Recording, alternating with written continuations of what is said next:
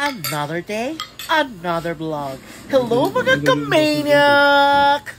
For today's video, magluto taog less than 200 pesos ang budget na sudan. So, nag-crave jud ko og chicken wings. Ato ana dayon siyang i-prepare punta nato to yung kaway-kaway. So simple lang jud kayo mga ingredients anino makita ra ginato to balay. I-marinate nato daan ang ato ang chicken, tangang paminta, flour, and then i-mix lang gid nato siya.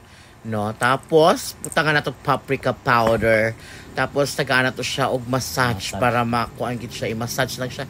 Ibutang tayo nato siya sa ref for 30 minutes. Ayo kalimti ang egg.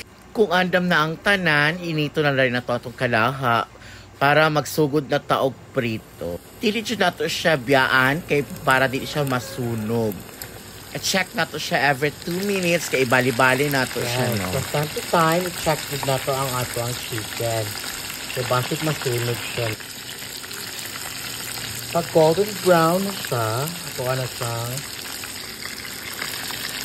Kung ready na ang tanan, magkuha na patag bagong kalaha, tunaw ng star margarine, utang ang ahos, liquid seasoning, tapos sugar para mas lamig gid siya, no.